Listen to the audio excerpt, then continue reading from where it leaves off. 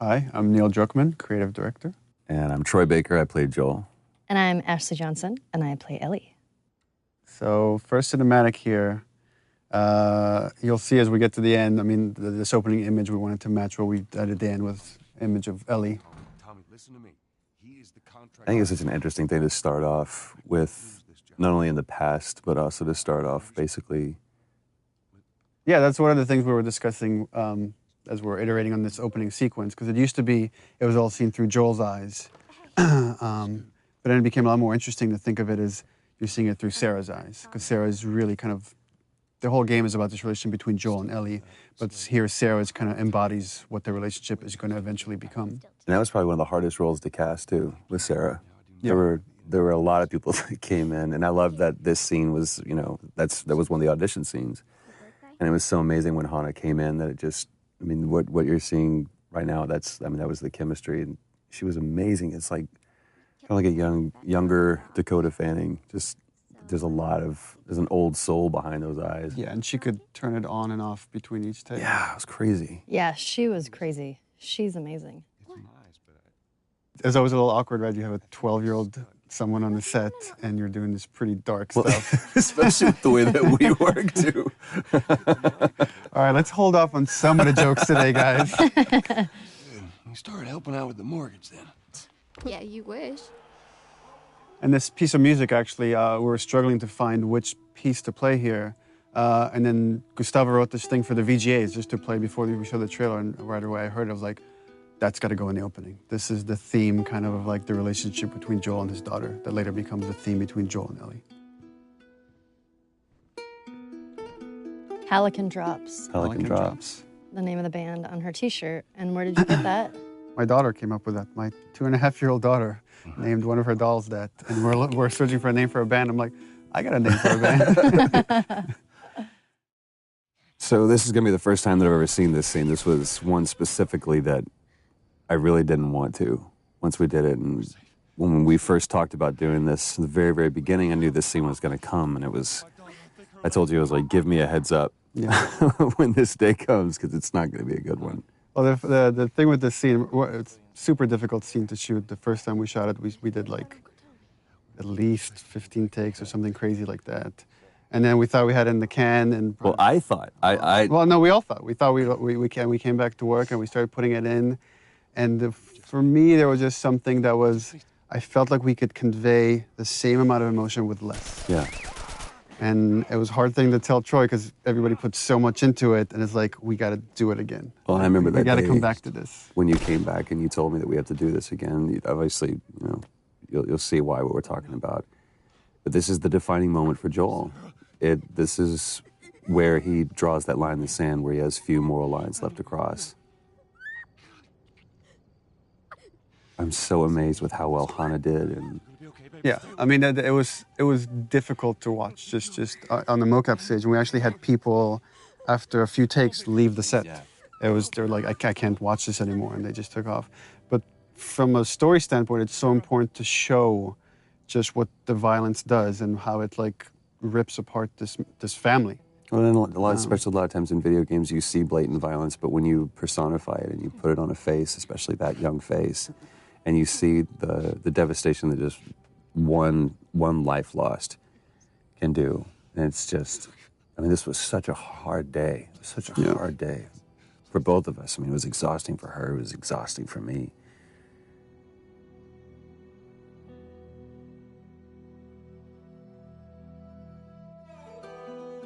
So the opening credits, the thing with the opening, initially we didn't want to do opening credits, didn't even have the idea for this, but the jump felt too sudden to go from Sarah dying to then 20 years later. And making up. We found that when people watch it in succession, they're not paying attention when we start introducing Tess in the world because they're still recovering from Sarah dying. So we're like, okay, well, let's have this opening sequence that can kind of help bridge the gap.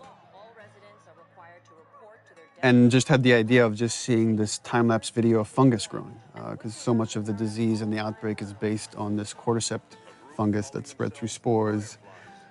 So we contacted a group at Sony San Diego who did this whole opening sequence for us, and they actually got these fungal kits where they grew fungus like in their bathrooms and filmed this over like days to produce this thing.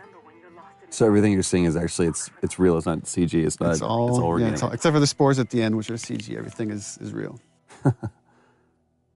This whole journey is like a dreamlike state, and you constantly see people waking up. And you see this multiple time with Joel, and it's as if he's like remembering the past. He's always having these bad dreams throughout the game. That was always something that we had to keep in mind when we did this scene, because we shot this before we shot Sarah dying scene. So it's kind of like we knew that those were going to be in one way or another kind of butted up against each other. But this is such a great thing. Again, this was in the audition thing that we did when we were trying to find Tess. And when Annie walked in, it was just like she walked in as Tess. We saw a lot of different people for that. And this was just such a great, because the relationship you see from going from Sarah and Joel to now Joel and Tess, it's just, I don't know, you see everything, like the house that he was in before was nicer. He looked nicer, and it's not just the years have passed, but those years that have passed haven't been kind. This also gets into something interesting for me as a writer, which is you have a certain notion of characters or how you want the structure to be, and then once it's interpreted through actors like Troy, it changes. Like I've always imagined as Joel doesn't really care for Tess. He's completely shut down, and Troy treated it differently, which is I think he really cares for Tess, and even though he might not show it, and we just kind of embrace that. And you kind of see that later when Tess gets infected. That wasn't how the scene was originally envisioned, that Joel has such a reaction, but it became a lot more interesting to own that. Well, and also how much this relationship changed over, time and different writing iterations and just conversations that we had about this. Even, within the last month or so, we've had conversations about this. It's like, what is their relationship? Because we never define it. I think anybody else would have put it on the nose, they're lovers or whatever. There was one note that you gave, it's like, for one specific take, and said, let's just assume that there was a fight last night over what, we don't know. This is that moment afterwards. So it was like this awkward tension between the two of us. But there's no like loving embrace. There's no kiss that Joel and Tess have. It's just such an interesting relationship. And the challenge was to try to, how much can we convey just through nonverbal interaction? Right. Our first torture scene. And it's with the lovely Robin Atkin Downs, which I was just joking and saying that it's not a Naughty Dog game if Robin isn't getting the shit kicked out of him. He's been in every game since Uncharted 1. And we just put him through the ringer on this one. Poor guy. It was important to show just how far Joel has come, from the father you see in the opening sequence to here is a man that is willing to torture someone to just get what is essentially money in this world. Right, but it's interesting because he's not, he's like that brutal enforcer. It's kind of like that scene in LA Confidential where he's Russell Crowe. She's running the show. She's the dominating one, and I'm just brought in to be the muscle. She's the brains of the operation. Yeah, clearly. Stop! Quit your squirming. That's all Robin's expressions too. It's so great. They did such a great job with the facial. Yeah, it's important to note also, all the facial is hand animated. We don't use any facial mocap. We find that we get better results with our animators. And it almost becomes one-to-one. Yeah. It's just genius. Here it is. Wait for it. Give me a week. I might have done that if you hadn't tried to fucking kill me. Vote of hesitation. It's gonna cost you. I can't.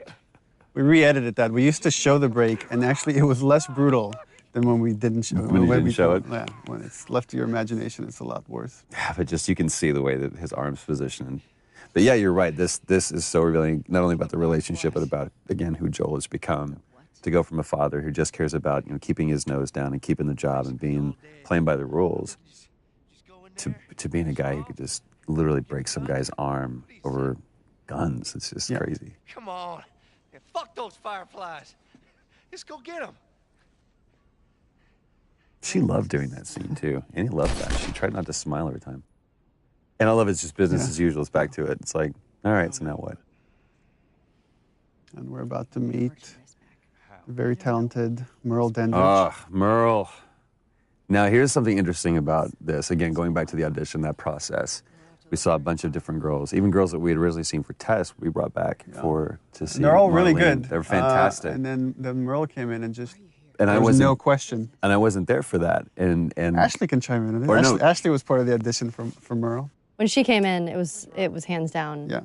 It's like, that's Marlene, come on. It's funny that all three of us knew like right away that yeah, she needs to play Marlene. But you said we ended up setting up a special thing just for her. Yeah. Because you're like, you've got to see her. I want you to Yeah, see her. we had callbacks and she was busy, she couldn't make it. And we had a special day of callbacks just to bring her in because we felt really confident that she could do it. 'Cause I felt like she was the only one who didn't play it all either super tough. Or street, yeah. Yeah, she kind of had Yeah, the she perfect really straddled that combination. line. It was so great. But we did that first scenes in the audition, literally first take, first scene. And she exits. It's at the very end of the game, and she turns around, she exits, and I turn around, look at Neil. I was like, I just mouthed, "Are you kidding me?" It's like, and it was I done. mouthed, "I told you so." Yeah, she did such a great job. This is another kind of thing that I think is interesting that's happening in video games, where we see two really strong women characters, female characters that aren't being over-sexualized. They're just strong women. Here we go. Ellie's introduction. Yep. And this stuff is all shot out of sequence. So it's I don't know, maybe you guys can talk about the process of how you get into that state. I'm trying to remember that. I just really like the fact that the first time you see Ellie, you see her knife first. Right. I just think that's You see that kind she's of a awesome. fighter. Yeah. I forgot that was the first time that you saw Ellie. That was the first scene. That just from the get-go, she's fighting. Yeah, and it's not just she's fighting because she really cares for Marlene. That's kind of the crux of this, is that you see these two characters really care for one another.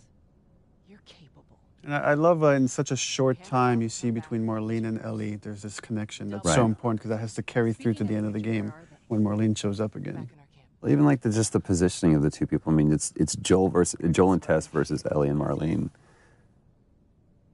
And just like, it's so interesting watching, right, Joel here doesn't even make eye contact with her. He doesn't even acknowledge her existence. Right. She's not crossing to that part of town. I want Joel to watch over her. Whoa, I don't think that's the best Ellie. idea. Our first fight. Here we go. Bullshit! I was close with his brother Tommy. Said if I was ever in a jam, I could rely on him. Was that before or after he left? Just reminding the player, like this guy you saw in the beginning, Joel's brother, he's changed too and he's been involved. Yeah. Just get hints of... There's a falling out between the two of them. And you just, as you go on, you're starting to fill in that 20-year gap. Just cargo, Joel. No more talking.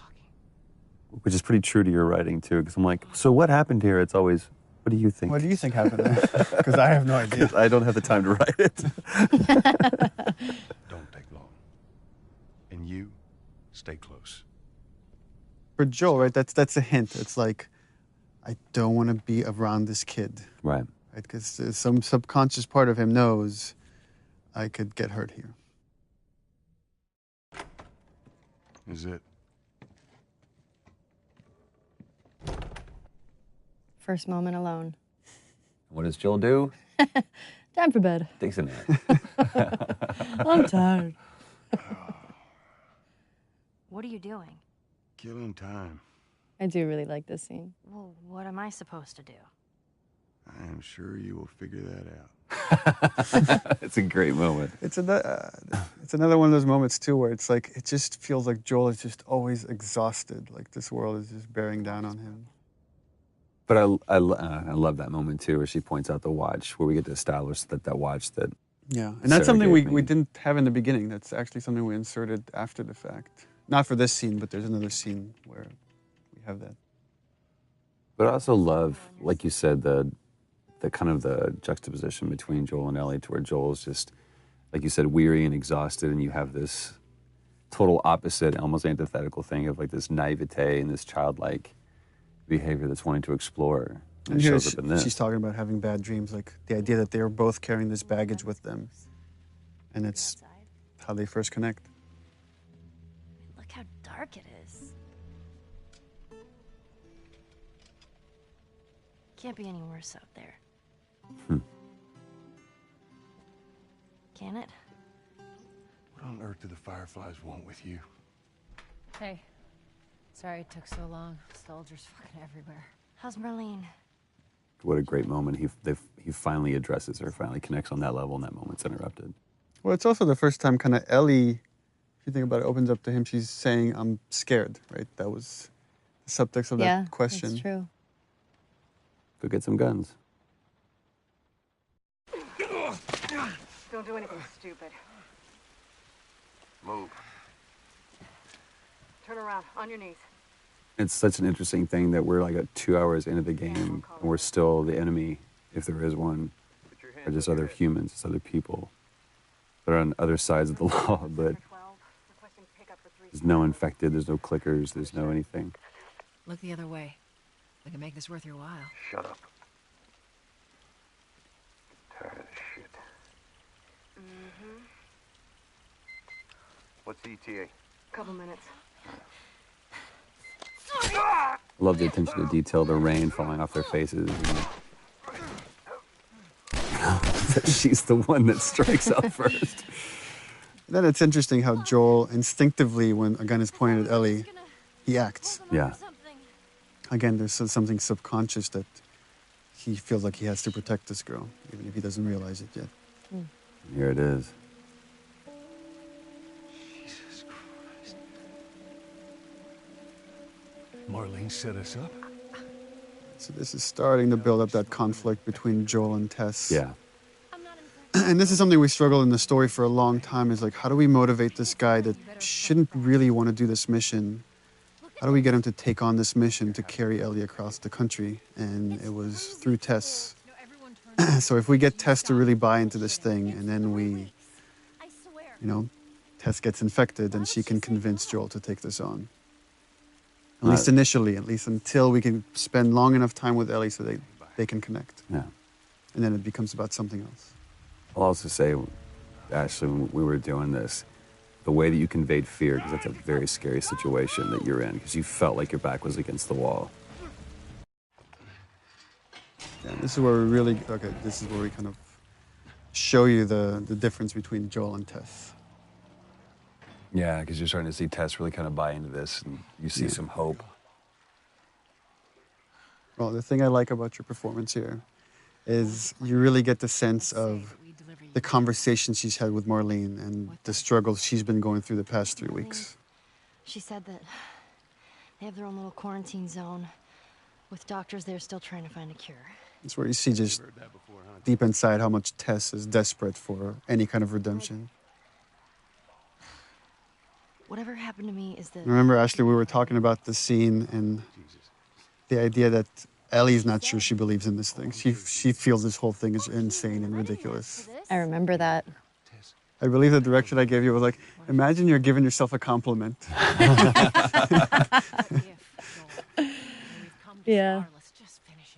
If you as a person in real life found out you were the cure for mankind. I'm kind of awesome. Yeah, apparently, you wouldn't. So I am the Messiah. In that 3 weeks, you wouldn't, it'd be hard to own that. All right. Now watch your step as you're going out, because it's going to be a little... Little brat. I love the dynamics of this scene where it's like Tess has this secret, right? She's bitten. She's not telling Joel or anybody yet. Joel here for the first, again, he's connected. He can't help it. Oh, is that everything you hope It's the first time he's like saying something semi-nice to Ellie. But there's still this layer of cynicism behind it. Can't deny that view. Come on, this way. He gets taken away by that childlike wonder. And this is something we added after the fact, the watch. The watch wasn't, we didn't have the watch at the time. Yeah. And Joel was just crossing his arms, and I asked the animators to like, oh, could you just flip his wrist and have him look at the watch? Yeah. This moment is reminding him of Sarah. Yes, ma'am. I love that it's almost a warning from Tess to Joel, like kind of like last words. It's like this determination, and you're not sure why. What's Yeah. different now, Tess?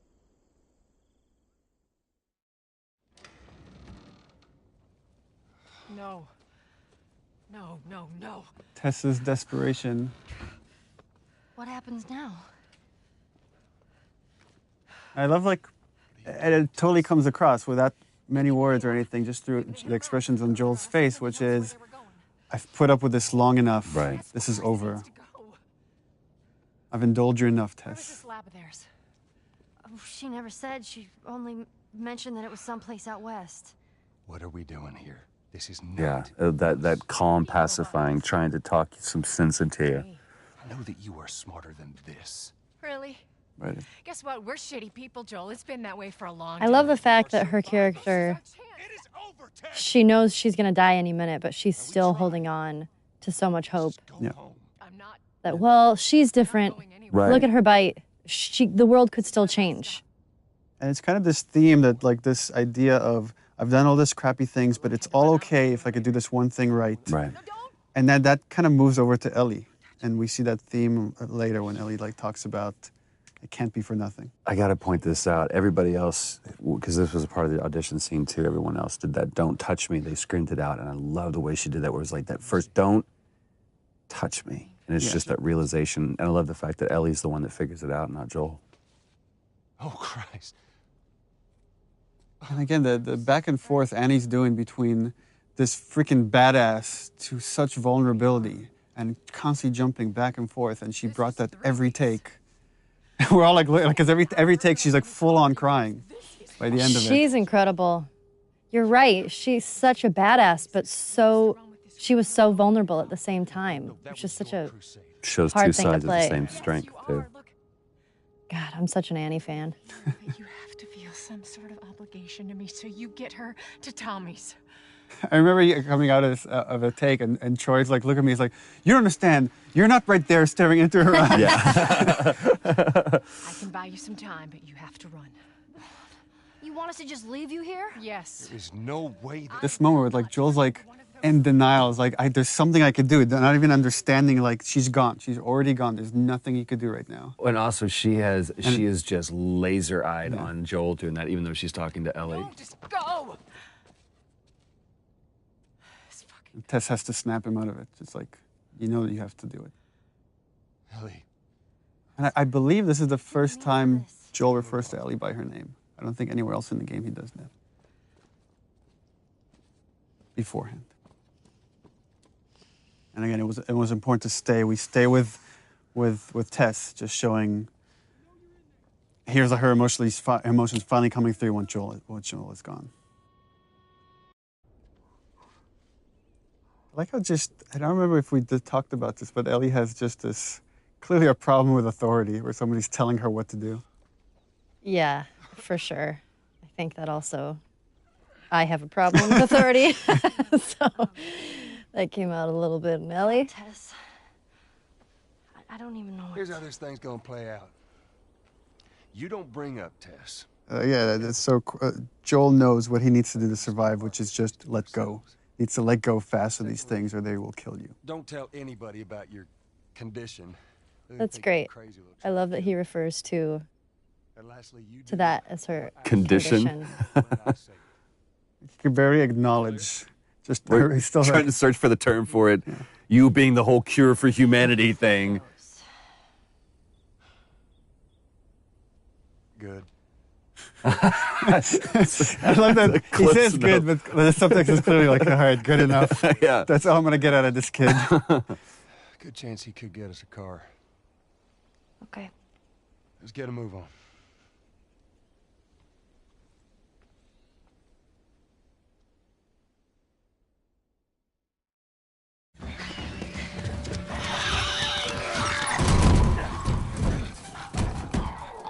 Hey, it's Bill. Lovely Earl Brown.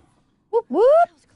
I remember you were kind of geeking out when you auditioned with him. I was. We saw like a lot of people for Bill, and there was a lot of like stars that came in. I was really surprised. Like, but then when he walked in, I was like, holy crap, it's Dan Dougherty from Deadwood. He's amazing to work with. I've worked with him before a while ago, and I just love working with him. You actually hit him in this scene in the face. That's right. I did. Right there. And we kept it. And he kept going. What a trooper. That's one of my favorite things, is when he goes, am I Yeah. dead? He was sick that day. Yeah. He was like getting over a cold. I did hit him, and I felt so bad because it was a complete accident. I think I didn't realize my swing was going a lot That was faster the than I thought first it was. of many people that you hit during the shoot of this project. Yeah. Getting It into happens. character. Well, I also love this business that he's doing here too. That was something that he completely made up. He's like, you know, working on the sword and. I love this.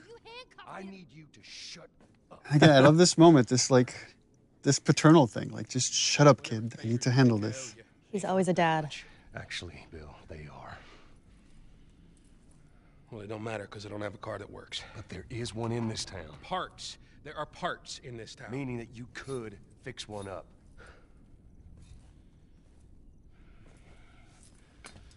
All right. It gives in. And I love just taking that time, take that pause.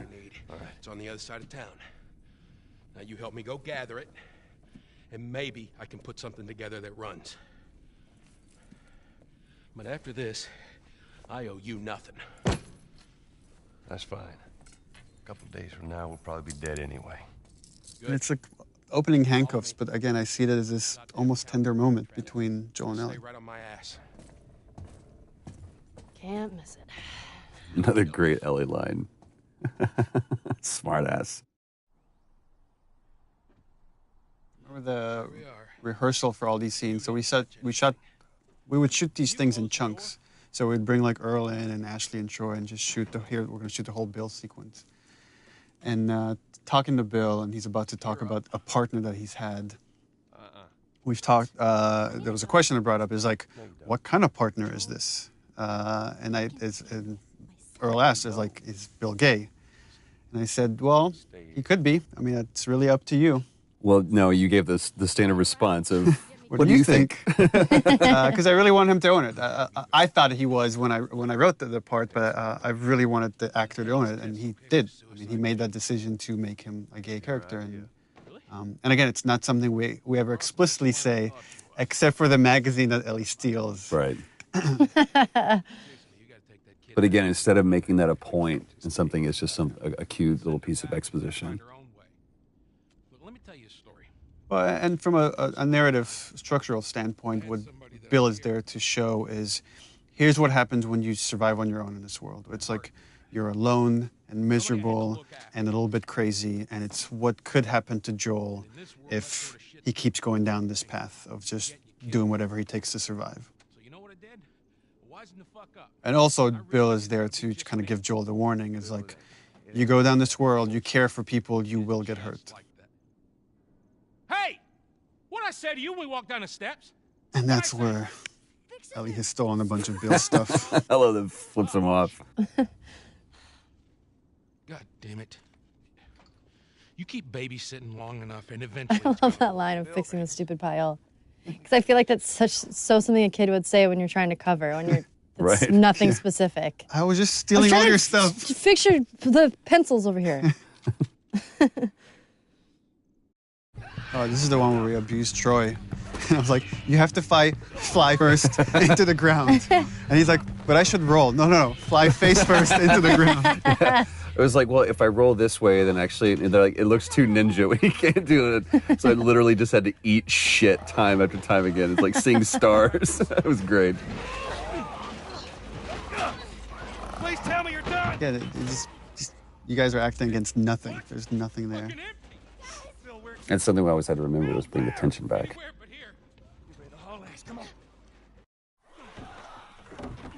Left too that he closes a glass door like that's going to do much. Yeah, right. So that worked out well. Oh, the thing I love here is that, that Bill constantly brings up Tess, not knowing that Tess is dead because Joel doesn't want to talk about it. Right. But here it gets to Joel. And this is something that you guys actually just improvised. That wasn't in the script, this big fight that happens here. It was much more low-key in the script. Yeah, once he brings up Tess, that was something we kind of keyed in on. Jesus. What, you know this guy or something? Frank. Who the hell's Frank? He was my partner. they're both kind of lying to each other. If you think about the previous scene, right? He mentioned this partner, but almost like I didn't care about him. I let him go, and you realize that's not the truth at all. He Right. really cared for this guy, and this guy probably left him. Yeah. He's got I love how clinical he is about this. here. With that look on his face says everything. Well, that turn too that Earl did with, he realizes Joel's looking at him and he's being vulnerable right now, and he puts the mask back on. Yeah. And I remember like seeing that moment from Earl, I was like, yeah, we cast the right guy. Well, fuck him. And then that turn right there. Which again is kind of what purpose Bill serves in the story, is to show that having those moments of emotion, there's nothing he feels, there's nothing but weakness. Get out. Get out. I love it. That relationship between the two of you I was love so it. good. That's what was great about the cast, is constantly having to switch from these really serious, dramatic vulnerabilities to playing tough, right? Because that's what you kind of have to do in this world, is let your humanity come out, but then learn when to shut that off to survive. And also, you're seeing it's very subtle here, but you're starting to see this change in Joel, where he's given Ellie more and more responsibility. He's trusting her. Instead of just saying, stay out of my way, he's like, Right. I need your help. This is a good point that, in case people weren't aware of the process. I mean, everyone at this stage, we had such great sets, even though it's kind of rudimentary, but they actually built a truck for us, and we used that truck so many times. But I think this was the last scene that we shot with Earl. Yeah, and rehearsal, that I would try to give you guys as much of concept art and videos that we had, Right. so you can imagine the space, because you have nothing there to act off of, except each other. That's right. You guys have each other. It's true. And I love this exchange between Bill and Joel too, because it's Joel trying to kind of apologize for an awkward situation and trying to show some sensitivity to him, and Bill just completely glosses over it. The thing with Joel that I kind of admire, like, he can't come up with the right words. He can never come up with the right words. I was like, it's like a half sentence. It's like, so, yeah. And Bill kind of finishes that for him, but it's Which really helps my writing. This theme comes in here because to show Joel's now alone with Ellie, but the relationship has changed. This is starting to become that theme we heard in the beginning with Sarah. Now we're getting into the first scene we ever shot, and this is your guys' edition right here. yeah. Yeah, this was the first audition scene when I came in, when I read for you guys, along with another scene that I don't know if it's in the game or it It's not in the probably game. changed a little It's bit. like the scene with the Walkman. Yeah, the scene with the Walkman. There's a scene. There was the scene kind of like it, but it's pretty different. Back at Bill's. I mean, all this stuff was just lying there. What else did you get? Well, and I especially love this because, especially at this point, we had no idea who Bill really was. That is actually before my... How many times did we come back to this scene? Like at least 3 times. Yeah, at least 3 times. I love what she says. I was like, hey, you know who this is? And the different versions of songs that we ran through with this too is great. I'm sure your friend will be missing this tonight. That's the guy on the cover is John Sweeney, one of our concept artists. That's awesome. Is the centerfold also his penis? We should have that unlockable. You could see what she's looking at. Yeah. Get your subscription to Bearskin Magazine today. I'm just fucking with you. And the awkwardness of that moment. But it's also such a great moment of levity between the two of them. I don't know, that's kind of a way of her complimenting him or trying to bond with him. Yeah. And it's something I was very conscious of when like writing this stuff. It was like, this is making me uncomfortable here on the page. I have to leave it as is. Yeah. That's your litmus test. Yeah. I'm tired. I love that. Not even tired. Cut to passed out. This is the first scene, because it was part of that reveal trailer. It's the first scene that I ever saw put together fully, and I was just absolutely blown away how good it looked. It was the first time I'd actually seen, real flesh and bone put on Joel and Ellie. And the yawn we added after the fact. I remember Yeah. that. Because we were like, she doesn't have a yawn. She should have a yawn when she wakes up. And then you were yawning on the set, and we're all yawning because it's contagious. I know, just watching that, I just yawned. I tried to be quiet about it. I love that this moment of silence and kind of peacefulness is broken up by this. So Joel knows this trick. What about the guy? He knows it because he's done this before. Right. Poor John Bentley. And I love, again, how that music is playing not as a score, but coming from the car. It's just great. I believe that was Ruben that we hit and Yeah, had that him was fly, Ruben. fly off the truck like that. This was also the first really dramatic scene we shot, and it became kind of the touchstone for how the characters should look when they're I feel sick. really pushed. It's so interesting when she's, again, it's this moment of vulnerability when she says, I feel sick, and Joel's, Glad I didn't, right? again, being very didactic and pushing her away. Goddamn kid. She stands up for herself. This is the first time she stood up for herself. How about, hey, Ellie, I know it wasn't easy, but it was either him or me. And I love that line, Saving my ass. it's either him or me. Anything like that Come for back me, to that. And he can't do it. He can't admit that she saved his life. Lead the way. So this is, in the story, the first time Joel really is trusting Ellie and seeing her as pretty much an equal to him. He has to rely on her to survive in this world. This is Survive one of this the first cinematics that we saw, too, and we just, Yeah. it's still one of our favorites. We keep coming back to it and laughing, because I love this exchange between the two of them. What about me? You stay here. This is so stupid. We'd have more of a fucking chance if you let me help. I am. You seem to know your way around a gun. You reckon you can handle that? Well, I sort of shot a rifle before. He's like, shit, rats, that's it? Fuck. BBs. I love that line. Oh, shit, here's what we gotta work with. We usually avoid these kind of cameras that rotate around something that are trying to do too much, but it felt like this moment kind of needed it.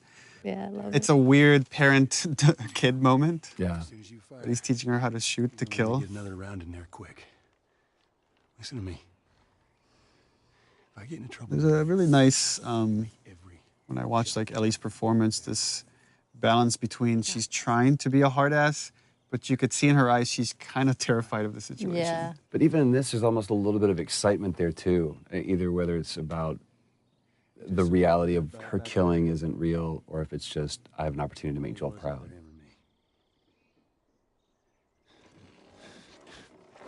Opening up, opening up. You're welcome. Such an interesting look on your face here, because it's almost like I did good, but then you feel horrified by it. So interesting. It's like, even though Ellie's used to killing, used to seeing this stuff in this world, it was still important to show this is having an effect on her. Right. And you're going to see that kind of carry throughout the game. Well, it also kind of carries over into this moment as well, too, because I realized what I just put her through. I love the way that, we took that away from her. It's like almost gingerly. It's like, give me that. It's like, you can't really compliment it because... Right. You did just what good. you Yeah, had- there's no yeah. pat on the back. But then I turn around and I give her this, and it's like you said, there's a sadness to it. Yeah. It's sad that in this world, these are the things that you have to bond over. Like, here's your gun. And that's the reward. Yeah. But that knot of understanding is great. Brandon and Najee. There you go. Yep. Brandon, I think, had the hardest audition of anyone. no kidding. Because I literally almost took off his head. Not in this scene, not punching him. That fortunately was done by Ruben Langdon, who can punch way better than I can. Leave him alone. And Najee, too, when he came in red for Sam, that had that... It's all right. They're not the bad guys. Lower the... Just this kid that's kind of terrified to live in this world. Yeah. Man, you hit hard. Yeah, well, I was trying to kill you. And these two characters are really showing they're kind of a mirror of Joel and Ellie's relationship. If you haven't noticed, they don't keep kids. And it's another warning for Joel, like this whole arc for Henry and Sam of what's going to happen if you stick with this girl. You're going to go through what these two characters are going to eventually end up. I do like that Sam is a character that seems genuinely scared, because a lot of the other characters can tend to be a little bit more badassy. Right.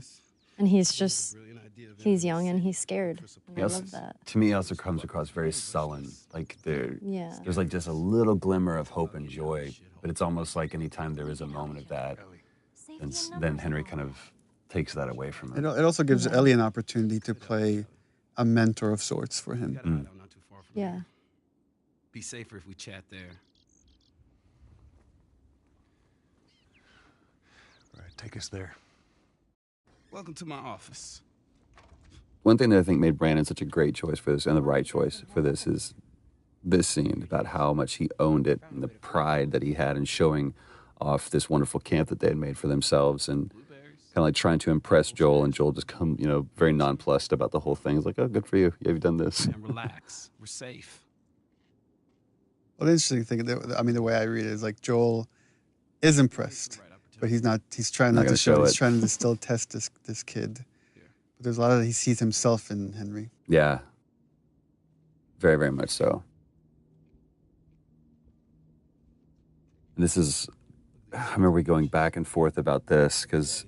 Oh yeah, because layout changed. Because initially they were going to go through the camp at night, and then we had to change the layout, so we had to go in and re-record these lines. Well, and there's something on the reverse that it doesn't really matter, but when we shot this, the entire time that he was laying out this plan, I was just looking at him because I was like, I really care about your plan, kid. I care more about you. It's kind of like poker. You don't play the cards, you play the man. Again, one of those fleeting moments where kids can be kids. She doesn't seem bothered by all this. Such a powerful line. And Joel completely just dismisses it. You guys were actually doing that in the background while we were doing this scene. This was so great. It wasn't like shot separately. I know, we were just fooling around. He was like, shut up. It just seems like there's a lot of people putting their stock on the Fireflies these days. Yeah, maybe there's a reason for that. So you don't know. I love this standoff, even though it's a sit-off almost between the two of them, where Joel's just pushing him for information just to see where this kid's grounded. Easy. That nod. Yeah, the threat being so subtle, but it's there. Yeah.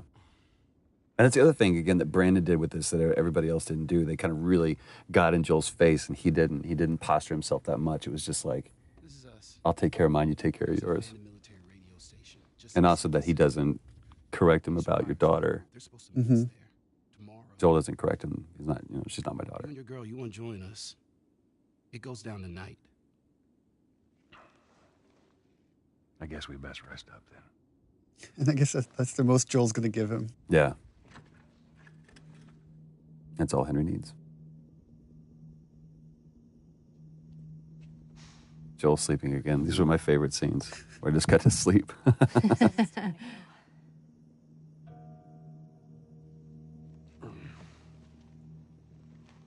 No, we're going to be moving fast, okay? And the idea of these two pairs that are coming together.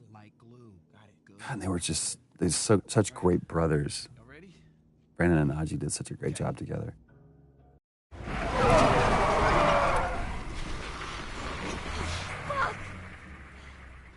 How many bullets do you have left? I just remember it was funny because jumping off of this bridge, there's just A rope? a line of tape, and then you have to like jump off of it. Because we were both stepping over it at first. They're like, no, this is like 50 feet down. I was like, so we got to do a whole thing.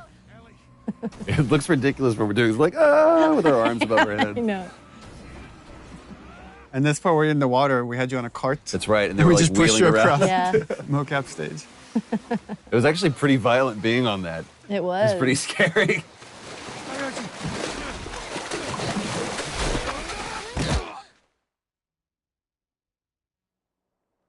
This was part of the audition scene that Brandon did that really just kind of helped us realize we had the right Henry. He's awake. Hey, you. Back to the salesman. It's like, hey, buddy, everything's okay. Everything's I know. all right. I really like that about his character, that he's kind of a salesman. You know, Sam's the one who spotted you. You guys are taking quite a bit of water. What's wrong? Henry! Get back, hey.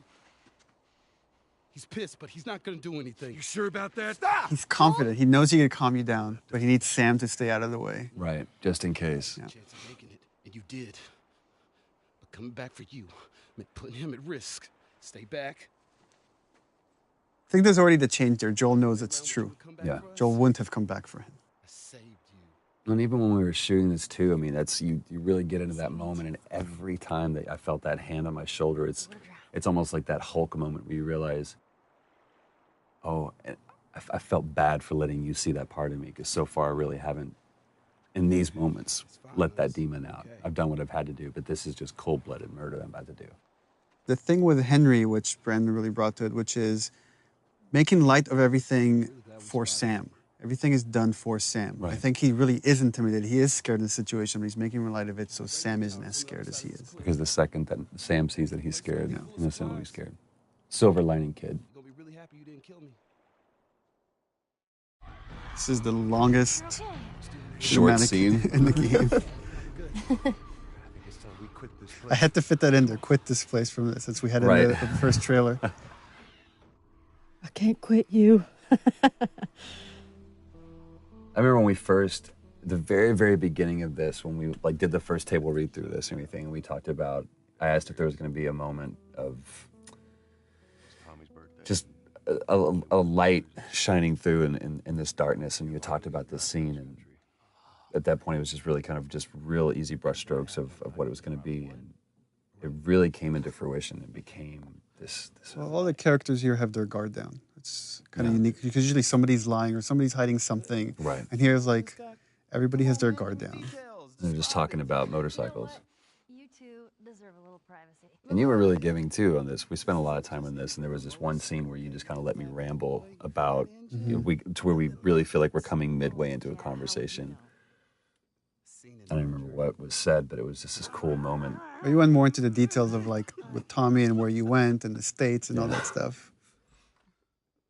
I think that really helped kind of make this, the following takes much more natural. Right, without all the rest of that stuff, the preamble being there. But I love the turn that he gives right here. It's like the kids have gone to bed now, and we can just talk like adults. Worst part about it all. Animation and lighting, right? If you don't capture these looks in the eyes, this scene doesn't work. Right. The thing that I love about this is that he's set up a little office for himself, kind of like what Henry did. You know, it's this, I'm being official, trying to be a grown-up. He's still a kid, and we see it in this moment. I really enjoyed working with Brandon and Najee. Just having them on set was so much fun. They're such Najee great especially, dudes. like Najee's a trip. hilarious. we're doing this crazy scene and we like cut and then he's like just starting dancing or Singing whatever, you know, YouTube hot song at the moment. Yeah. You know, song bombing us all day. They were so much fun. I just adore them too.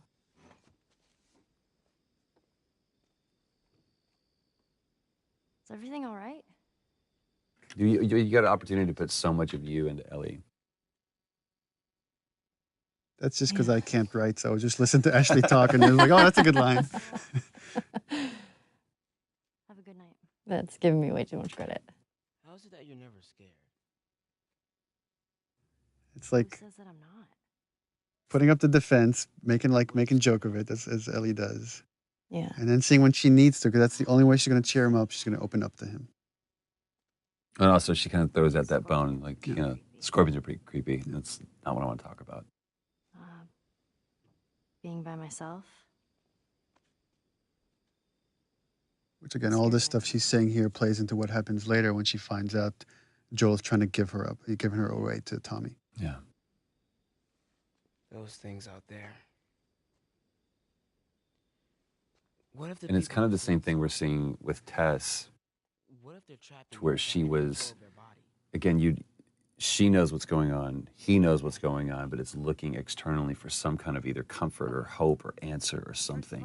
We're a team now. And then they just always come up empty. I guess one thing I'm just thinking about now, which is all the stuff Sam is going through because he's bitten, is probably the stuff Ellie went through when she was first bitten, because she thought she was going to turn.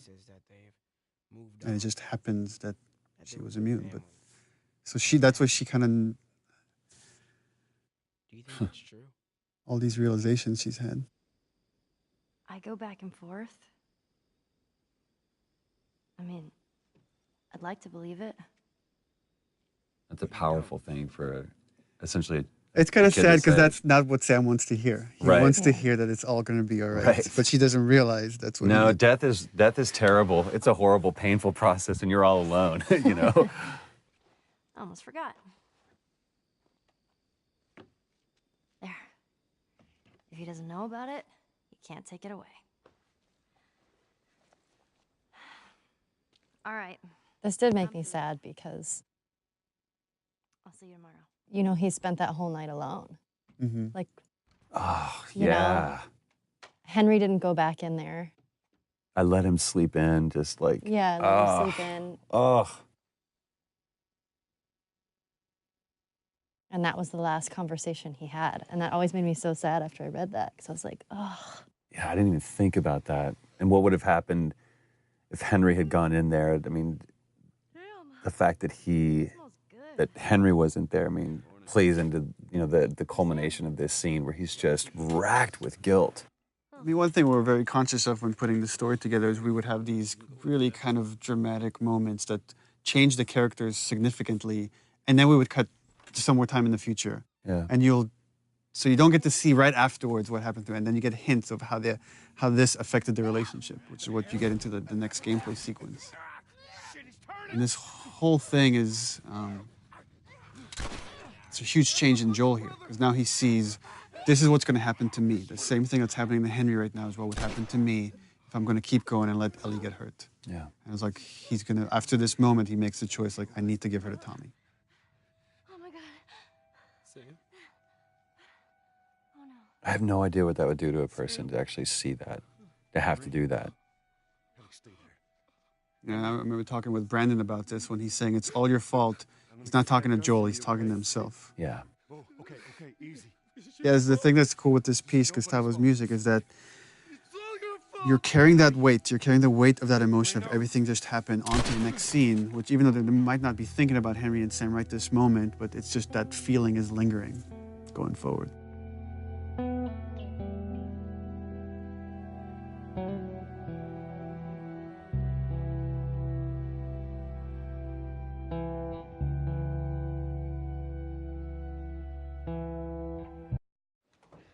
I own that shirt. I'm pretty I sure still think own we that. should sell off our mocap suits for charity. Unwashed. Jeffrey Pierce, Who's the lady says? Ashley Scott. Sorry, Ashley Hart. Oh, yes. Ashley Hart. She was married. Oh, we didn't know the place was occupied. We're just trying to make our way through. Through to where? They're all right. But you know these people? Know him. He's my The goddamn chemistry was so good between The two of you them. and Jeffrey. It was amazing how well, and I mean, Jeffrey's just a few years older than me, but it was interesting playing the older brother to him. And yeah, we felt like brothers immediately. It was crazy. Oh, well, Jeffrey came, I mean, we almost cast Jeffrey Yeah. as Joel. And then once, like, months later, we needed to cast Tommy. I was like, oh, Well. what's Jeffrey Pierce doing? That's pretty good. Thanks for not blowing my head off. Would have been embarrassing, considering you're my brother-in-law. And Ashley Scott, she came really close to being cast as Tess. And Yeah. when we needed Maria, I was like, oh, We Ashley got the Scott. perfect person. There were no additions for these roles. I love this awkward setup of this is how he meets his sister-in-law. How he meets Yeah. Jeffrey's, you know, or Tommy's wife. Story. Why don't we bring him inside? And you just get to see here now how Ellie's starting to become more secretive. Well, also, it's Guarded. like the way they're standing and everything, it's like Ellie's kind of alone now. Like now it's like Joel is with Tommy and There's no one familiar with Ellie. It's quite the crew you got here. Hey, they're good men. This place gives them a second the chance. theme of redemption. Gives us all a second chance. So why'd you leave Boston? We went through this so many times, I've been on quite the adventure. and each one of them I thought was great in its own little version. It was just kind of like trying to pick the right one. But this is where you get to see Well, Joel's putting up a front here. I mean, he's trying to. He's pitching his little brother. Yeah. And it's so interesting to see them slip, how they're two different men, but they instantly go back into those roles that they were before. And just by the behavior here, you get hints of what happened in those 20 years. Right. How dark things went. Like they're playing nice. Right, they were happy to see each other, but now it's like, It's oh, right right, underneath the you surface. haven't changed. And that's so true to life. Like, especially with brothers, you go back to that. I push these buttons and you do this. This isn't for me, Tommy. This is for your damn cause. My cause is my family. And I loved, what Jeffrey was doing posture-wise, Jesus, boy. putting Joel on the offensive. And now he's just like insulting everybody here and insulting his wife. Tommy, I need this. Again, just Joel just expects. I tell my little brother to do something, he needs to do it. Right. But I ain't taking that Which girl is on. totally based on my brother. This is how you gonna repay me, huh? Repay you. For all those goddamn years I took care of us. Took care. That's what you call it? I got nothing but nightmares from those years. You survived because of me. It wasn't worth it. Tommy here, Tommy and Maria shows that even in this world is horrible. You could find peace in it. Right. You could build a community. You don't have to resort to these things that Joel has. That line was a great thing that Jeffrey improv'd on. Put your hands on me again. It's a good Southern phrase. You okay? Yeah, I'm fine. Joel! Oh man, they were coming in from every direction. Then Maria was like, "We gotta run." That's where you see Tommy realizes for the first time that Joel really cares for this girl. This isn't just a job. And that's where he has that change, and he's like, oh, crap. I need to talk to you. This is why he's asking me to do this. Absolutely not. You tell him to go find somebody else. And again, it's just such a real moment between a married What's that all about? honor and doing something for selfishness and everything else. That doesn't play in this world anymore. Those are archaic ideals. Tell you where the lab is? I don't want you to go out there because you're going to get killed, and we don't owe him anything. Because I'm sure all she knows is the 20-year-old Joel, 20-year-old version of Joel. Why would you risk your life for that guy? You hate him, essentially. One fuck up and then I turn into one of those widows, okay? And for Ellie, it's important to show that she could just read Joel. She has this bullshit detector that, just by the way he's answering her questions, she understands exactly what he asked Tommy to do. Maria. Here we go. Love this moment. Here we go. If anything at all happens to him, it's on you. The posture and everything. He knows he's in the wrong. He knows he can't ask Tommy to do this. Yeah. She's thankful, Yeah, I know. I'll take that girl of yours to the Fireflies. You don't have to worry about it. He really cares for you. It's best this way. There's so much more behind it, though, than just care. It's Tommy showing that he's the bigger man, that he's the better man. That he's allowing his brother to be shallow and selfish. I think he knows what his brother's been through. And he knows why he can't go through that again. Which way? Come on. This is probably my favorite scene. What a long day this was. Boys, movies, deciding which. I honestly think this is one of the best scenes that you wrote, Neil. It's bizarre. Get up. Because it says so much about this world, and especially Ellie, where she's at, and realizing how different and how much of a chasm there is between this world and that. I agree. Goddamn stupid. Well, I guess we're both disappointed with each other then. What do you want? I think I really like about this scene is that they're both kind of, I guess, being selfish in a way. And yet it's coming from a place because they really care about each other. Like, they don't understand that they both have been through horrible things. And they each think what they've been through has been worse. I love that she calls him out on that. What are you so afraid of? How many close calls have we had? Well, we seem to be doing all right so far. And now you'll be doing even better with Tommy. Not her, you know. What? And it's like the stakes are high, and it's like, okay, well, then I'm gonna drop this bomb. I'm not her. Mighty thin ice here. It's like, how many years has it probably been for Joel since he even like Don't bring thought up about that it, name. mentioned it? You have no idea what loss is. I think Joel's thought of that name every day, but I don't think he's heard it said. Has either died or That shove that you gave, that was nowhere in the script. fucking except for you. I think that came out of frustration, definitely, because when we had come back and we couldn't find it, and I wasn't necessarily frustrated with you, I was frustrated with us and the scene, and I was like, oh, fuck. It's so cold of Joel to do this, and I've had people on the team ask me to remove this part, that he's being too cold, and I'm like, no, it's like, because she's being so vulnerable and he's having these feelings, he's trying to shut it down. That's why he's being so cold. It was so important for me to keep that in there. When he says, "You're not my daughter," it's almost an insult. And it's kind of the opposite of what he's feeling.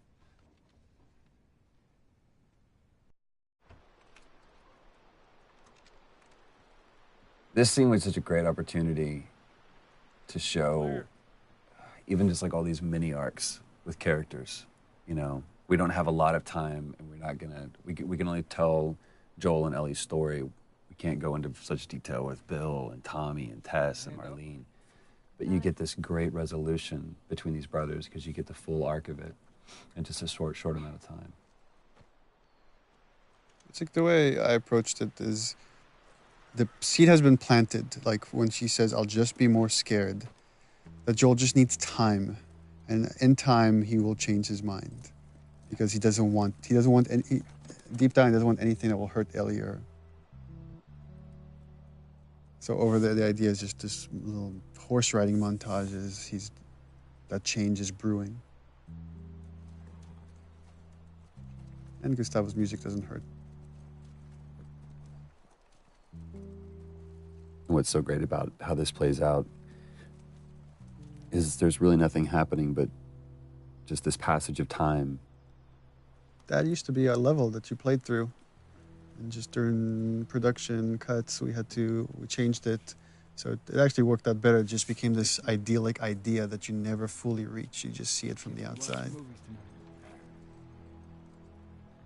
Where is this lab of theirs? It's all the way out, University of Eastern Colorado. Pointing out this moment that there was probably a time when these two used to watch college football together, you know, and calling out, it's like, go Bighorns, you know, for our college that we made up. I want one of their T-shirts so bad, University East Colorado, because Colorado is such a big state. I don't want her coming after me. Sorry for stealing your horse. Look, come back to town. Let's discuss it at least. You know me, my mind's all made up. University, Eastern Colorado.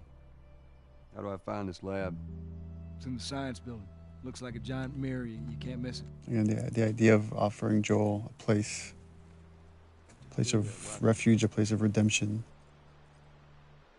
Well, and originally we had some, I think there was a line that I threw in there or something. It was like maybe someday or something. It was just too on the nose. And we ended up saying we don't need that. Yeah. It just needs to be the look is enough.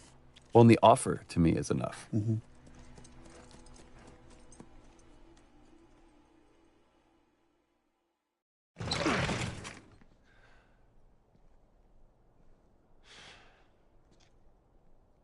We're about to hear Steve Bloom. Lovely Steve. Silk-throated Steve Bloom. Looking for the Fireflies. They've all left. Yeah, no shit. I'm dead. Or I will be soon. Got me What a macabre scene, though. I love that Ellie's just kind of thumbing through things. She's pretty frustrated with not having found the Fireflies, not knowing where to go. Man, I love Steve Bloom's voice. He makes me want to clear my throat. trying to save the world. It's mean. Good luck with that. Do you know where that is? I know the city. Is it far? Again, this is where we really start kind of getting the sense of how Joel and Ellie are just chasing their tail. There's, chasing a phantom. Get down. Oh.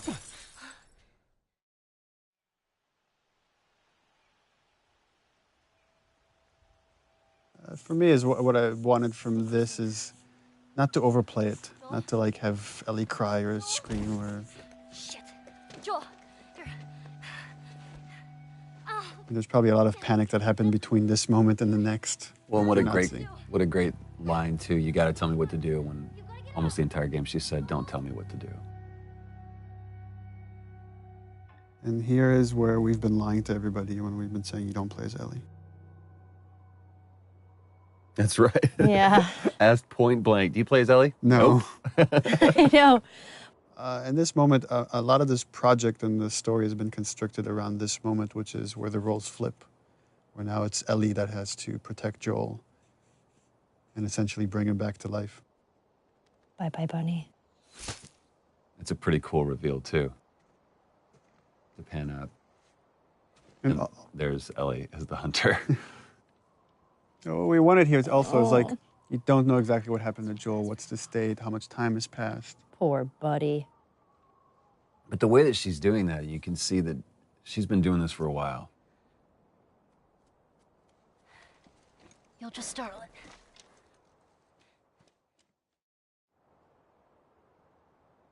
Remember how tired your arms got holding that bow stretched?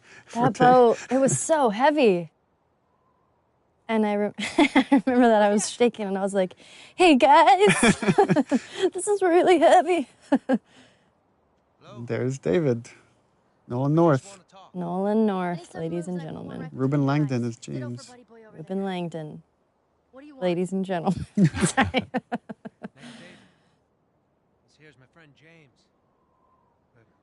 Remember, like, I showed Nolan a part of the game early on, and he's like, you gotta get me a part somewhere in there. I'm like, okay, I got something for you. I got a role for you. But I will say this, because I mean, I was on set just for a brief part of this, but that's when I mean, I've always been a fan of Nolan's work, but that's when I was truly awed by him at how he crafted this character. He took what you had and just really brought it to life. Yeah, I told him the most important part is don't play a bad guy. Yeah. This guy's charismatic. We have to believe that people will follow this guy. And that Ellie could trust him. Yeah. Buddy boy can go get it. He comes back with what I need. The deer is all yours. Anyone else shows up... You put one right between my eyes. That's right. It just shows what versatility Nolan really has. Yeah, that voice, I mean... It's so comforting. It is very comforting, but it's interesting now that I'm hearing it, knowing what we went through. I get, it's a little unsettling now, hearing it. 'Cause I'm like, ugh. Back up. It's a weird gameplay thing, but we went through a version where like, okay, she can only carry one long gun at a time, so we have to put the bow on the ground. They're like, no, it's going to be two guns. Okay, well, let's put the bow back on her backpack. No, it's she can carry two. And we removed the scope. They used to have a scope on it. We're like, oh, we don't want Ellie to have the scope. Bring him with us. I remember being so relieved in this scene when we switched the gun out and I got to put the bow down. I was like, ah. I love how David complies too. How he just kind of like submits to a little girl. Well, the thing is like, he knows the stories. He knows what happened in the university, and he's trying to figure this kid out. This whole sequence, he's sizing her up. How early or how late on in the script did you write David?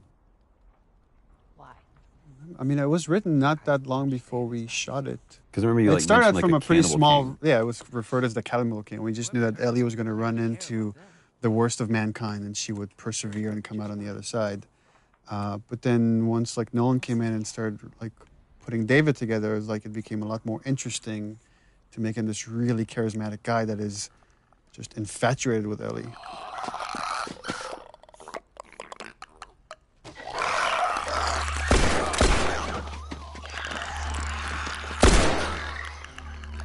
Now when things get real, you see who kind of glimpses of who he really is.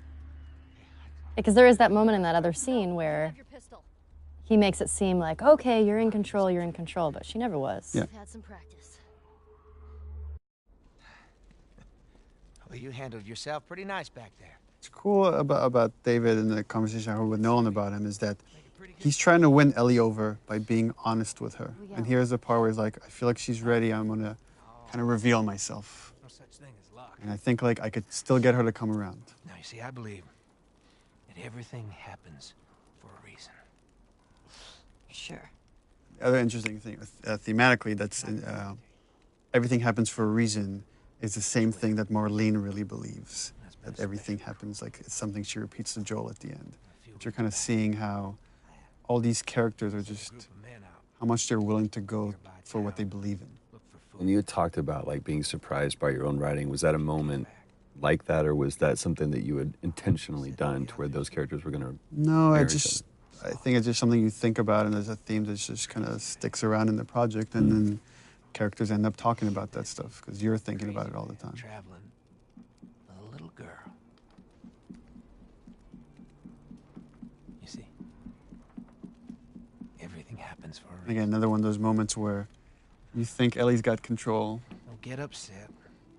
It's not your fault. Yeah, and then James there. You're just a kid. I love that. James, lower the gun. No way, David. I'm not gonna let her go. It was such a small role, but I really like what Ruben added there. And that the dynamics between James and David, how there's conflict between these two characters, but there's still respect, and he's still listening to David, even though he's questioning his leadership right there. No, that's not your concern. Part of me, the way I read that was every time James looked at David, it was like, who the fuck are you right now? What are you doing? Yeah. Like, he was putting on a show and he saw it. Oh, thanks. To me, it's interesting how David almost treats Ellie like quarry. Like, you know, you're a sport. Yeah. Again, Ellie having this kind of bullshit detector, you see her scared here because I think she realizes there's something really wrong with these guys. I don't know what. I just need to get away.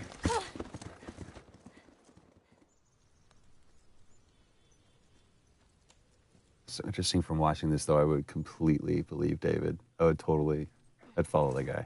It's crazy. It's because you're a cannibal. This little moment, this breath before going to see what's downstairs. And again, for players, it would have been like a while now since they've seen Joel.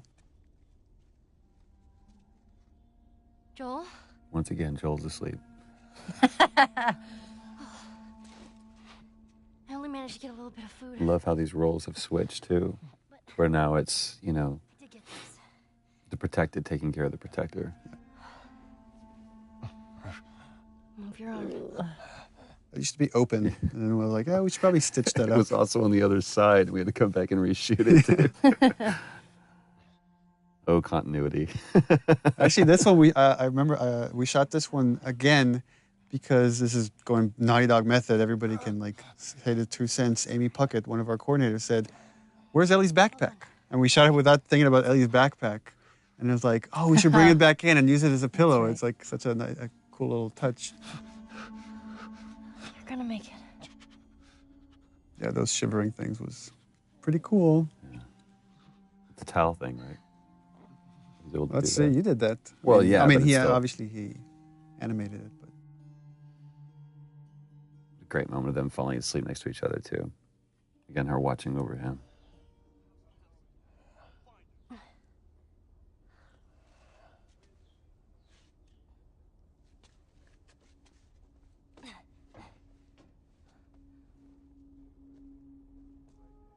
To me, you really get a sense of the oppressiveness of the world with all the introduction with all of these different kinds of enemies. It's like you feel like you're fighting this multi-front battle. It's not just these are the bad guys, and it's so clear.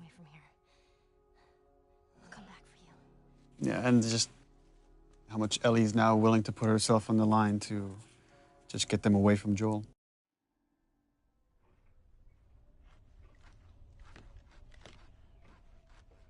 Wakey, wakey.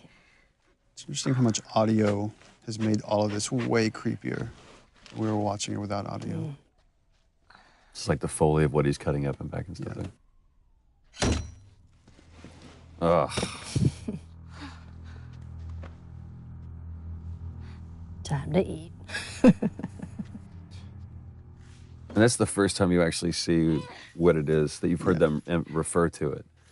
No, this is the first time you just see it, and it's again, I really wanted to downplay the whole cannibalism thing. It's just something they have to do. Super. He comes to bring her a tray of food. This was so cool to watch when you guys were doing this scene. It's just like this battle of the wills where he's just trying to like get in her head, and she will not let him. She won't give in. Yeah, this was one of my favorite scenes to shoot because Some human helping on the side. there's just so much there. I mean, the cannibalism and then him being all like rapey and molesty. Like, I don't know. I'm a fan of the dark stuff, which you know. So when I read it, I was like, yes. Which makes me sound like an awful person, which I am.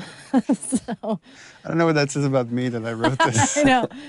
I remember that night that I went home, I was just in a funky mood.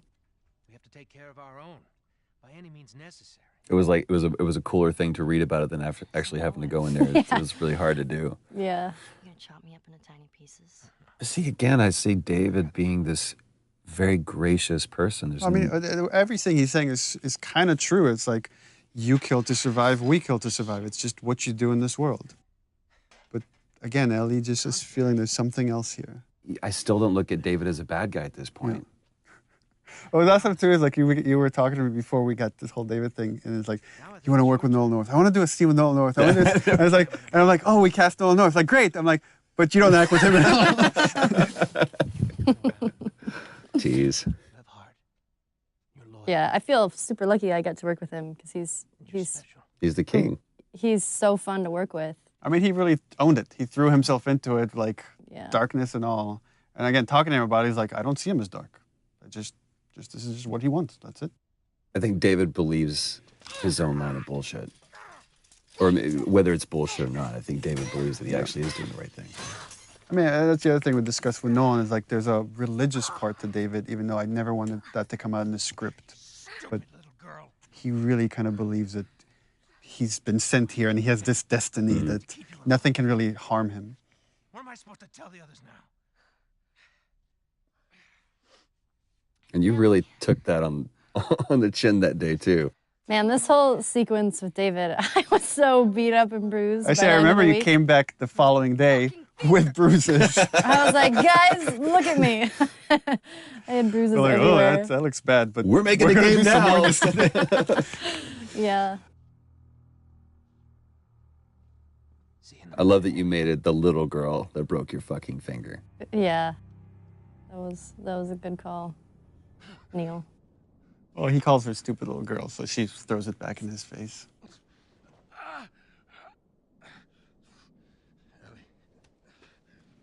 I also like that she gives him her name under her conditions, which is, I'm going to give it to you, but I'm going to insult you. Right. I also like the fact that Ellie is still so strong that even though she's in that cage, she's still kind of in control.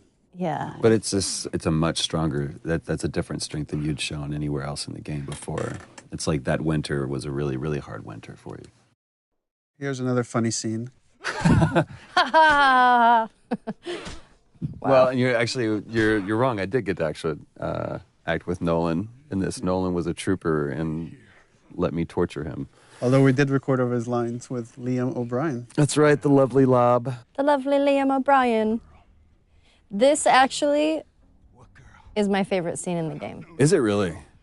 And it, after I saw you guys shoot it, and then when I saw the animation and everything, I was like, I just love this scene. What is it about it you love so much? I love that Joel is just quietly violent. And that you pop off the guy's This is his kneecap. job, right? This is what he's good at. Yeah. And it's also for me, when we talked about this, it's like Joel going back to this, like, all right, you want this guy? I'll be this guy. We've spent almost the entire game for him to stay away from being that guy. But in this, and it's like, I still know it's like how we're going to fuck back to the moment in the beginning we saw him with Robert and Tess. Yeah. This is what he does. This is what he's done in this world. Yeah, it's a no-brainer. He's good at it. chokes him out and breaks his neck right there. All for the benefit of that guy. And it's like, if there's any like notion that someone has hurt Ellie, then I'm gonna make every single one of you guys pay. That's all right. I believe him. No, wait! And actually, this is the scene where I think he got beat up the most. Yeah. Where you did? Yo, yeah. Yeah. I had bruises over my whole entire body. It was ridiculous. Yeah, this wasn't stunts. This was you. I warned you.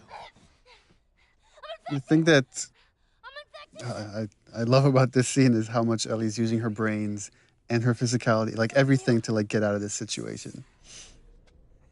Right there. Roll up my sleeve. Look at it! I'll play along.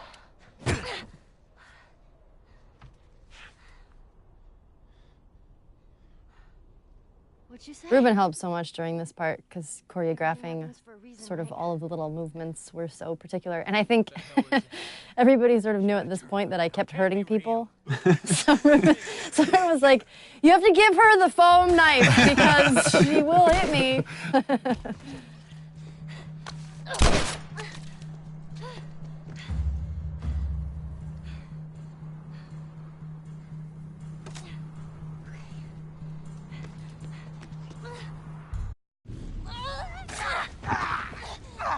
You were beating the shit out of that foam pad. I don't know what you were channeling. I have a lot of anger. Stop! Stop! Fucking touch me! Okay, it's me. It's me. We did very few takes of this. This was like maybe 3 takes. Yeah. He tried to... I just felt like so intense with each one. It was like, yeah, we got it. That's enough. It's the first time that, Ellie and Joel, like, embraces that physical contact. And it's such a great choice, I think, for you the dialogue wasn't important. Yeah, it was just a gesture. So it was like, just let the music take over. And it's the same theme from when, his daughter dies.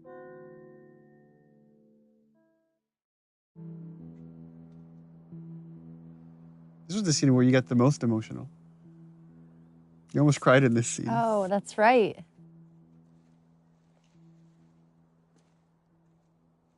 We don't have to do this. You know that, right? First time Joel questions the whole idea of this mission. But in a different way, though. Before it was, why am I wasting my time doing this? And now I'm saying, maybe that's not what we need. Maybe that's not the answer. Maybe it's not worth it. Well, yeah, it's not worth it. But I love that this comes off of what you said was one of your favorite moments, which was the giraffe sequence. That fleeting moment where Ellie gets to be a kid one last time after the whole David sequence. And how you even played that visually with, you just kind of catch the very last end of the giraffes moving there. So here we go.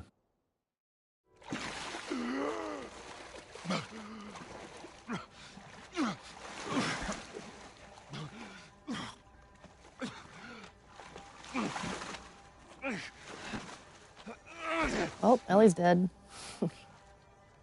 I'm sure it was such an intentional thing to call back to the very beginning, to where Joel finds himself in this situation again, and after everything that we've been through, it's like I won't go through this. And Hands in the air.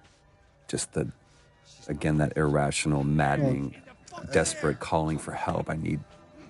From this point forward, it's like the beginning backwards. Where if this is the point Sarah dies, like now you're about to do the Carrie sequence. Yeah. Then you like play as Ellie walking, like viewing Joel from the outside, and then you end on the shot with Ellie. So it's like the beginning reversed. Sorry about that. They didn't know who Let me say Marlene again. Ellie? She's all right. They brought her back. The discussions I had with Merle about this scene is, again, her desperation to find someone that will understand, that will empathize with her decision to kill Ellie to save humanity. And she's hoping she could get that out of Joel because he's the only other person that has cared for Ellie the way she has. And she can't get that out of him. I just think it was such a great way to bookend, to kind of start and begin.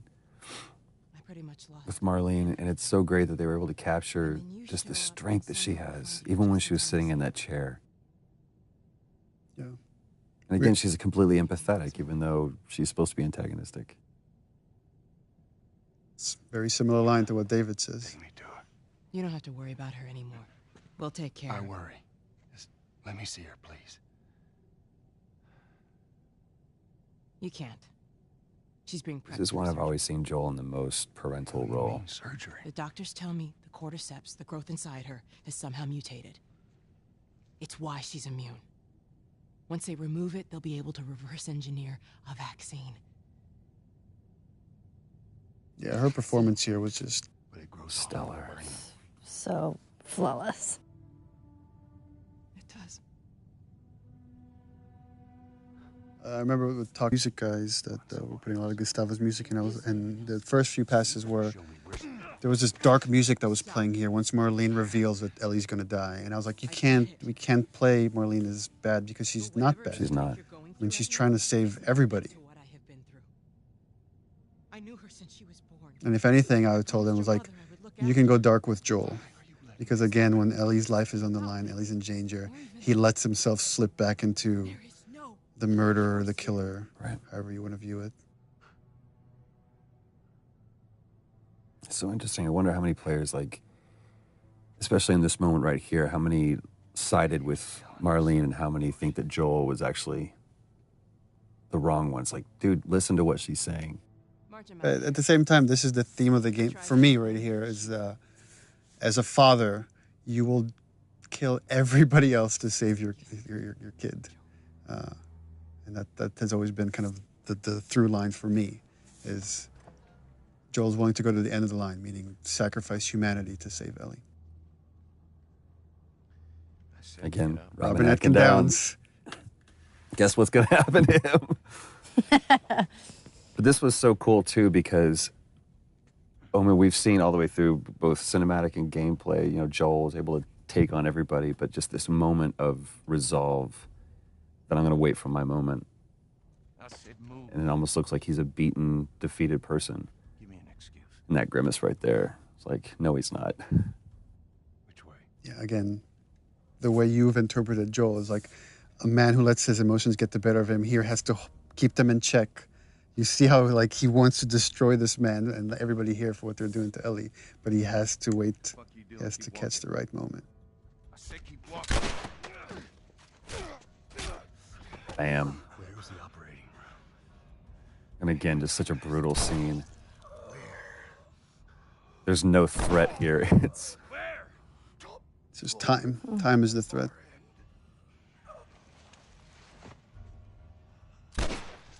Now I'll let you die.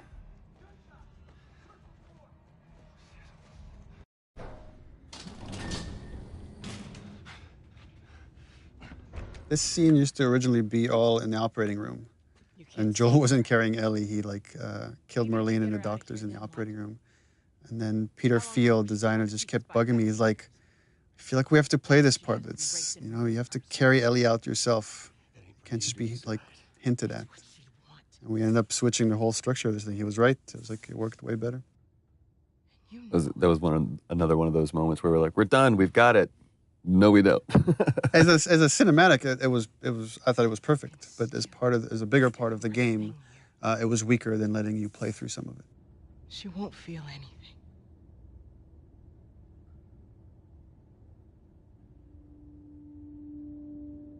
Again, the only hesitation Joel has is that this is what Ellie wants. And it's such a great decision to show, just cut to this, give the audience, the player, just one last moment of, well, what did he choose? Just to sit in that decision. It was also important to show the lie against the reality because the lie has so much weight here at the end. Throughout the game, Joel has never lied to Ellie. He might have disagreed or he might have dismissed her, but he's never outright lied to her. What happened? And for me, this was the moment I decided to lie. We found the fireflies.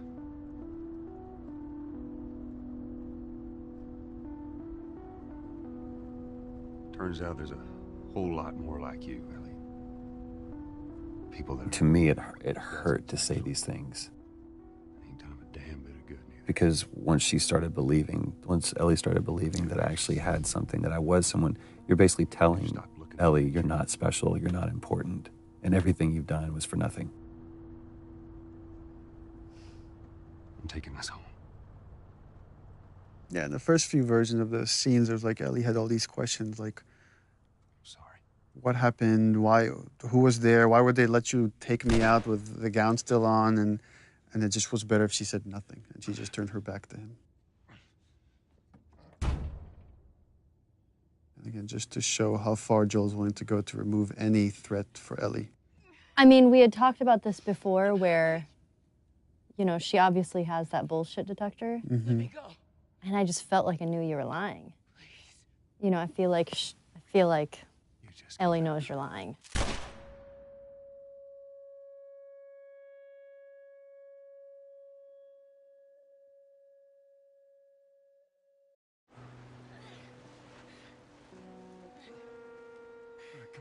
There we go, the end. So, original ending for this, way back when we put the outline for the story together, is that Ellie believed the lie, and they went off to Tommy's, and it was kind of like this wide tracking shot as you see them kind of getting smaller and smaller, walking off to Tommy's.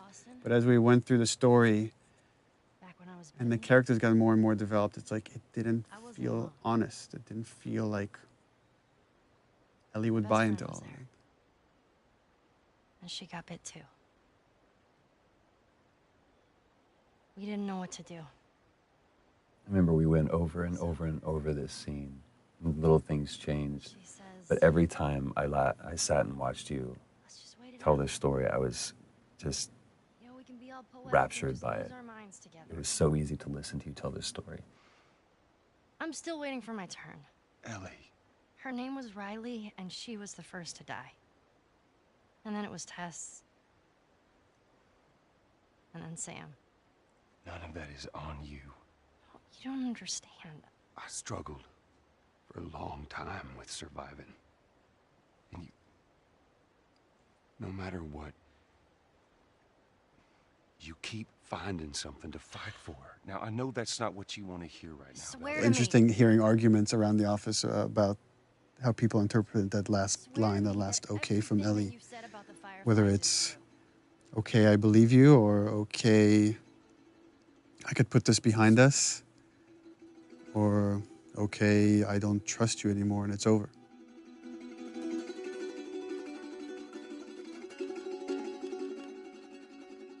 Okay.